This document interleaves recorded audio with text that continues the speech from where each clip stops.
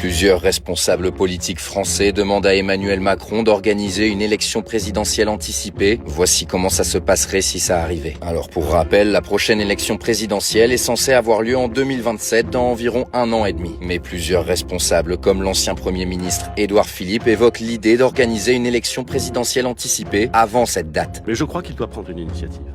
Et il me semble qu'il s'honorerait si, dès lors que la France est dotée d'un budget, et c'est indispensable, il annonce qu'il organise une élection présidentielle anticipée, c'est-à-dire qu'il part immédiatement après que le budget a été adopté. En gros, une élection présidentielle anticipée peut avoir lieu dans 3 cas de figure. En cas de décès, en cas de destitution ou en cas de démission du président. C'est de ce dernier point dont on va parler. Donc pour que le président démissionne, il doit confirmer officiellement sa décision en envoyant un courrier au Conseil constitutionnel. On précise qu'il n'a pas besoin forcément de justifier sa démission. Le président du Sénat remplace ensuite le président de la République à la tête de l'État. Il occupera cette fonction jusqu'à la tenue de la prochaine élection présidentielle. Actuellement, ce serait donc Gérard Larcher qui assurerait l'intérim. Ce président temporaire ne dispose pas de tous les pouvoirs. Il n'a pas le droit de dissoudre l'Assemblée nationale, de réviser la Constitution ou d'organiser un référendum. De plus, son intérim est limité dans le temps. En effet, de nouvelles élections doivent être organisées rapidement après la démission. Le nouveau scrutin doit avoir lieu au plus tôt 20 jours après la démission ou au plus tard 50 jours après la démission. Dans un scénario hypothétique où Emmanuel Macron annoncerait son éventuelle démission mercredi 8 octobre, cela signifierait ainsi que l'élection présidentielle anticipée aurait lieu entre le 28 octobre et le 27 novembre 2025. Pour rappel, sous la Ve République, seul Charles de Gaulle a démissionné pendant son mandat de président. Il avait quitté ses fonctions le 28 avril 1969. 35 jours plus tard, le premier tour de l'élection présidentielle était organisé. 49 jours plus tard, Georges Pompidou était élu, devenant ainsi président de la République et remplaçant le président du Sénat Alain Poher, qui assurait l'intérim depuis la démission de Gaulle. On rappelle qu'Emmanuel Macron n'a jamais annoncé publiquement son intention de démissionner. En décembre 2024, il avait déclaré « Je serai là jusqu'à la dernière seconde ».